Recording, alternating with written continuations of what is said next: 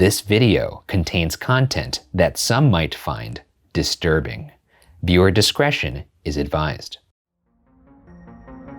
No one really knows why people sleepwalk. It was once thought people were acting on autopilot or the subconscious mind. The paranoia being, you're acting out your truest self. But what if your true self is darker or violent? For our narrator, he's about to meet his boyfriend, perhaps for the first time.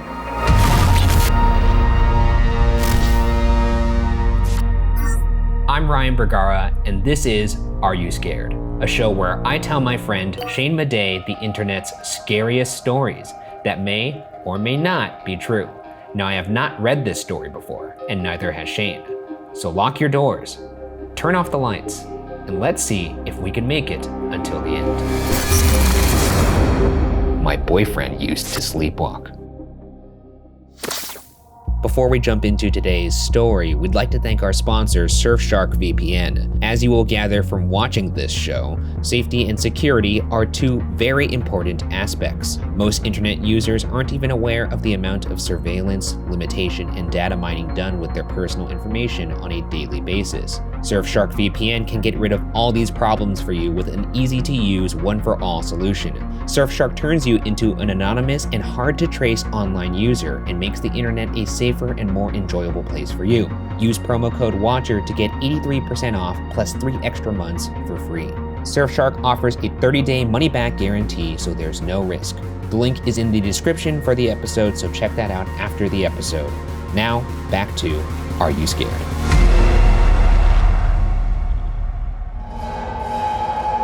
I never technically broke up with my last boyfriend.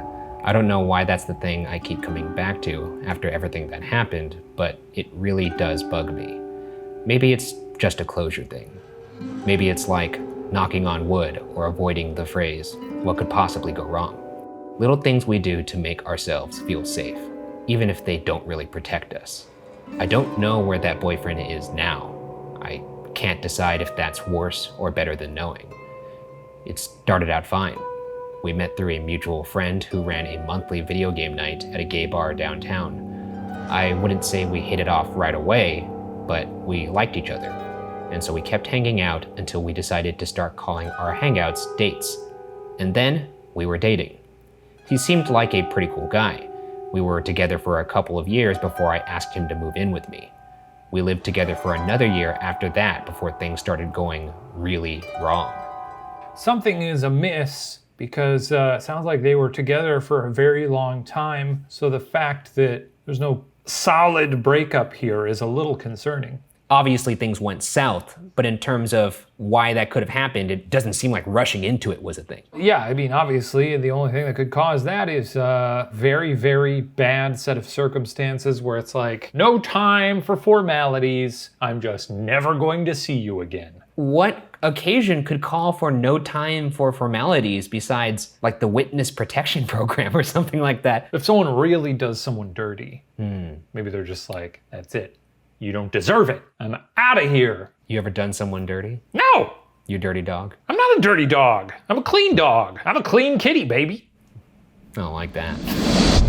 Up to that point, it hadn't been perfect, obviously. We had our disagreements and childish moments and communication breakdowns, all the stuff that people who get to date in their teens have worked through by the time they have their own apartments. We didn't really talk about our relationship issues with anybody. But, like I said, for the first few years, it wasn't that much of a problem. We'd just gotten into the habit of putting on a perfect face for the outside world. I'd gotten into the habit of never talking about anything weird or unpleasant my boyfriend did. So, I didn't tell anybody when he started sleepwalking. Now we're starting to get into some ominous foreshadowing here. I don't fuck with that. I don't enjoy sleepwalkers. They're freaky. Yes. I don't like them. Have you ever sleptwalked in your life? I don't think I have. I knew one of my friends growing up, he would sleepwalk, and you're gonna love this. This will terrify you. Yeah. What is this? He would, as a child, go to the front door because he thought someone was there, and he would open it, and he would talk to no one. That's no good. If I had a kid like that, I'd be sending them away. The first time it happened, it was more surreal than anything. I woke up in the middle of the night to this weird rhythmic clicking noise. It was so regular that at first, I thought it was just my watch on the nightstand. But then I noticed my boyfriend wasn't in bed with me.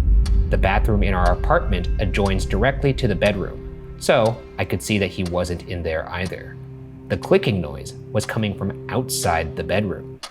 I'm imagining him playing the spoons. Just a little. Or he's out there doing Morse code. I figured it was something the neighbors were doing, or maybe my boyfriend was having a midnight snack. But it kept going. It kept going, and he didn't come back for so long that eventually I got nervous and went to find him. He was standing at the door to the apartment, trying to open it. He'd turned the doorknob, tugged the door back against the deadbolts, and then turned the doorknob back to center. Turn, pull, turn back, just like that. Over and over and over. And he was definitely asleep. You could just kind of tell that there wasn't anything going on in there. I really tried not to be freaked out about it. Are you creeped out by this? Because I'm pretty fucking creeped out by this, by the way. I'm creeped out, but I feel like immediately I'd be like, hey, what are you doing? Back when I used to live with my ex-girlfriend, one night she woke up, or I thought she had woken up, and she got up on the bed, like stood up on top of the mattress that I was also sleeping on. And I was like, what are you doing? And I looked up and she started doing 360s. She started just spinning around, doing 360s on the bed. And I was just like, if this is a bit, I'm not getting it. And then she hopped off the bed and then walked very fast and stiffly over to the bathroom. And I was just like, okay, I guess I'll follow her, because I was fully awake at this point because I was alarmed. I walked into the bathroom. Her face was just facing the corner of the bathroom, kind of like Blair Witch. And I said, hello. And I said her name and she didn't turn around. And so, hello there. And so what I did was I slowly approached her, just like in the movies, and I grabbed her shoulder. And she didn't like jolt at me like a zombie. She just kind of like opened her eyes and was just like, why am I in the bathroom? To this day, it still creeps me out. I don't know what that was all about. Never happened again. To be fair, she was a freaky lady, man. She was a nice lady. I knew enough about sleepwalking to know that this is kind of how it goes. People just get stuck in these little loops, and eventually they either go back to bed or they wake up. It was just that I had no idea what could have changed to make him start sleepwalking. As far as I knew, nothing was any different than it had been for the past 3 years. I kind of snuck over to him because I was freaked out, as much as I was trying not to be. He didn't react to me, didn't wake up, didn't change his rhythm or trying to open the door. I was as gentle as I could be about trying to wake him up. Just reached down and put a hand on his shoulder. The second I touched him, he stopped dead, like somebody had hit pause on a remote control somewhere. He still didn't wake up, but he didn't look at me. He just stopped. I tried talking to him and shaking him a little, but he stayed frozen still. Eventually, I had to pry his hand off the doorknob and walk him back to bed. Once I had him lying down, though, he went right back to sleep. I didn't. I stayed up watching him until dawn. I always hate it when people are like, oh, you gotta be gentle with them. I'd be like splashing water in this guy's face. So your reaction to that is to startle them with ice cold water? Ice cold water? A broom? A broom? Or turn on a vacuum? That scares my cat sometimes if my cat's being... Actually, that would be kind of funny if you put like the tube on their nose and they're like... Yeah. Just put the tube on their nutsack or something. Now that's crazy. You're making fun of me and now you say put a vacuum tube to the nutsack. We were already in cartoon territory. You put us there. You mentioned hitting them with a broomstick. I feel like that could cause some serious damage. I don't know if it would cause serious damage. What it would cause is a hilarious noise.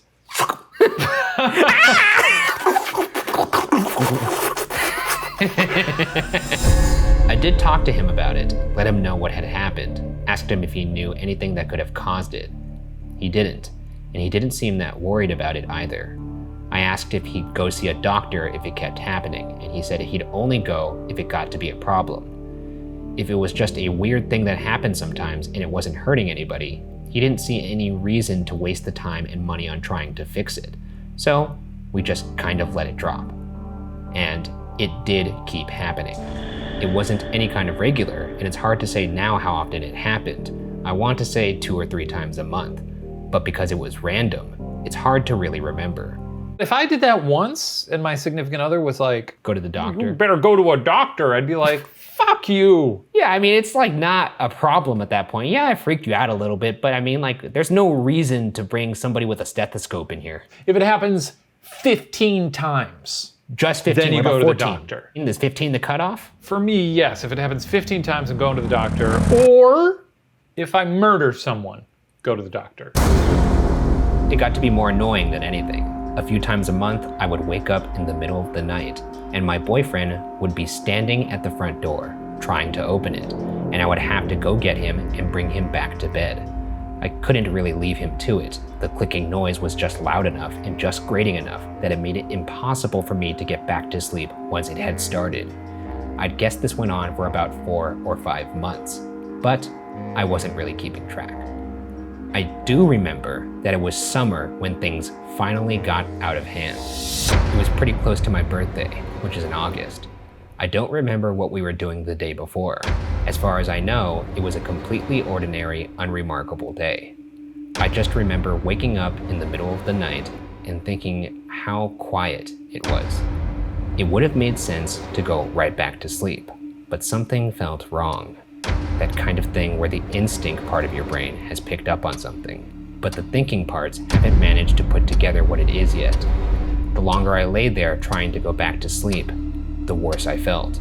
I always hate it when these guys do this in these stories, when they're describing their fear. It's not Is it because someone's fear. describing their feelings? It's just always that they're always trying to really sell you on their fear. They're like, What is this fear that they speak of? I don't understand. I once met a grizzly bear. Remember that guy from that other story? Yeah, I met a 'cause big scary grizzly bear. we're not gonna and get I into this. remember That's how the- scared I was. Yeah, because it's the And scariest predator on sometimes Earth. I was that scared in other places. I think you just don't understand what fear is. I know what fear is, baby. Okay, if you know what fear is, describe fear to me. Your butthole clenches.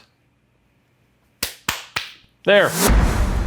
I started to get sweaty, and then nauseous, and then I was just lying there wide awake, hopped up on adrenaline and completely certain that something was going to try and kill me. My boyfriend wasn't in the bed with me, but I didn't hear the clicking, so he wasn't trying to open the door either.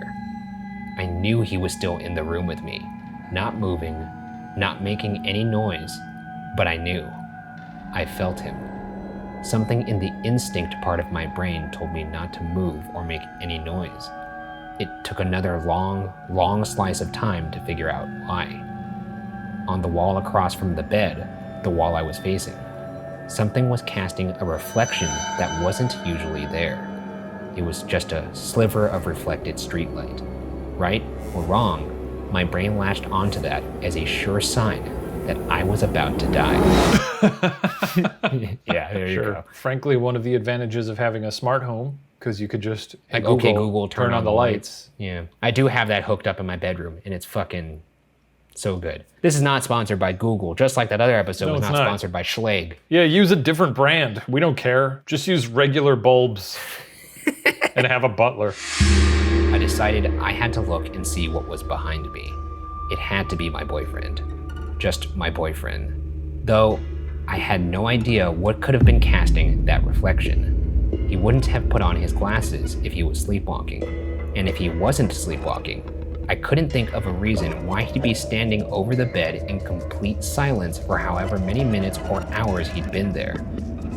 As soon as I made the first slightest shift to roll over, the reflection zipped up the wall and disappeared. I froze again, on the edge of having a heart attack. Nothing else moved. Nothing made any sound. The reflection didn't come back. I wasn't nearly rolled over enough to see what was behind me. I couldn't move anymore. Even if I'd wanted to, I just couldn't. I think I must have stayed like that, frozen exactly where I was, for a couple of hours, at least. The arm I was lying on top of went completely to sleep. I got a crick in my neck so bad it almost made me cry. There was a spring in the mattress digging into my hip that I would have sworn drew blood. Oh man, by the way, this has happened to me on an Unsolved shoot. Fucking stupid. Where I swore there was something in the room with me or something looking at me, and I just thought, I gotta stay completely still Yeah. So this thing doesn't notice me, and I've definitely frozen in an uncomfortable position for probably 30 minutes. And I know this sounds ridiculous, but I've done this before. Not maybe a couple hours. These are T-Rex rules. I think it's the idea that, well, this thing hasn't confronted me yet, so let's continue doing what's working right now. Finally, I heard movement. The reflection came back down the wall, just a flicker, and disappeared again. My boyfriend walked out of the room. A couple seconds later, the clicking of him trying to open the door started up again. I counted 100 clicks before I turned over. I was alone in the room. I waited another 100 clicks before I got up out of bed. I could barely move. I was painfully sore from lying completely still for who knows how long. I peeked out of the bedroom towards the front door. My boyfriend was there. The hand that wasn't turning the doorknob was holding a kitchen knife. I got back in bed. I didn't sleep. This has taken a hard left here, and my worst fear has been confirmed here. This dude is going crazy. That's what I'm saying. That's when you get either the water or the vacuum. I don't know if I want to throw water or startle somebody with a knife, though. Because like, what if he just like wakes up and like fucking goes John Wick with it and just throws it at me? I mean, yeah, can't be doing that. Lock him up. Get some safety locks or something. I guess. Certainly a conversation to be had over breakfast on this one. In the morning, I told him what had happened. He agreed that it was scary, and we made an appointment with his GP to bring it up. I was pretty shaken up, so, as much as it was a coward's move, I decided to stay with a friend until we could figure out what was going on. He wasn't happy about it and tried to convince me not to, but I really, genuinely couldn't stay. He didn't get violent or anything, but he also didn't really seem to understand why I was so freaked out. Oh, you don't trust me when my brain turns off and I walk around with a murder tool? He promised he wouldn't hurt me. I said, I don't know if it's up to you whether or not you hurt me. He asked who else it would be up to, and I just said, I don't know. He didn't like it, but he let it go. Even if he didn't understand why I was scared, he could tell that I was scared. And at the end of the day, he tried to respect that. So I went to stay with a friend, and he stayed at my apartment. Neither of us wanted anybody else to find out what was going on, or how long we'd kept it a secret already. His doctor's appointment was only about a week out, so it was pretty unlikely he'd even have another sleepwalking episode before it came around. I made him promise to lock the doors every night before he went to bed anyway, and to text me to let me know he'd done it. And he did do it. I still have the text message. I can't think of any reason why he would have lied. But in the morning, he was gone anyway. I came by around 8, before it was supposed to get really swelteringly hot, just to check in and make sure he was okay. The door was unlocked when I got there. I didn't panic, or even really freak out. It was kind of like finding that an old pet had finally died while you were out. It was just this kind of sinking dread. This certainty, the guilt of a loss that you expected and couldn't stop. Yeah, I mean, it's like when a pet dies, Yeah, it doesn't matter because they're old, Hey, who gives a shit? Nothing was missing. No signs of a struggle or a break-in. His glasses were sitting on his nightstand. His phone was still there, still plugged into its charger. His clothes for the day were laid out. All his shoes were still on the shoe rack. His keys were on the key hook by the door. Even the kitchen knife was still in its knife block. But my boyfriend was gone. I called up my friend who I was staying with, and we went to the police station to report him as missing. They were pretty unhelpful, pretty dismissive, but I mostly just wanted to cover all my bases. We spread it around Facebook and Instagram and Twitter, and every other social media site anybody in our friend group or our families had an account on. His family hired a private investigator to try and find him. I did everything I could to help, including eventually talking about his sleepwalking. I have an idea of how this could end, and it's probably not gonna go this way, but I think it's a good ending and I wanna pitch it. Hit me. He gets there, can't find his boyfriend. Oh no, where is he? I can't find him. Oh no, he's gone. Where is he? Yeah. Looking everywhere, turning the apartment inside out, emptying all the drawers.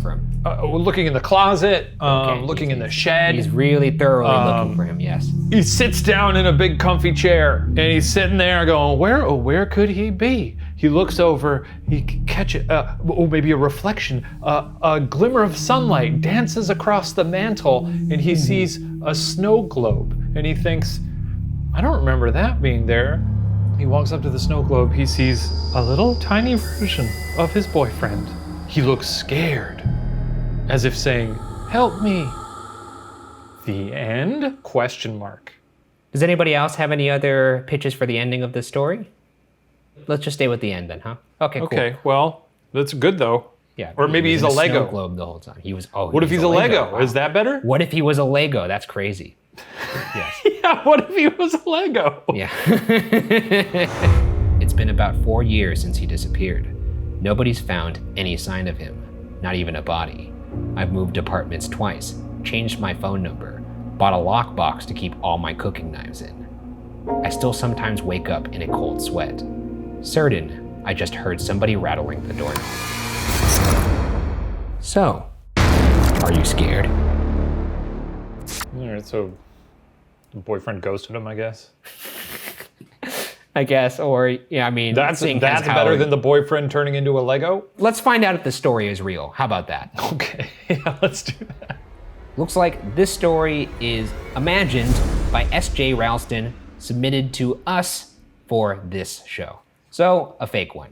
A fictional one, not real. But, sure read real. I mean, I do appreciate how much this read like a true story. I'll say this, coods for the restraint. Coods for the restraint. Yeah, sometimes it takes restraint. You can learn a thing or two from that. It was a fun tale. It was gripping. So I respect it. I'd say 10 out of 10, slam dunk. I'm pleased. Nice. Well, I mean, you got the slam dunk from Shane Madej. That doesn't happen often. Yeah, I don't hand out dunker. I only hand out one dunker every season. And there it is. Well, that does it for this story. We'll see you next time. Good night. Bye.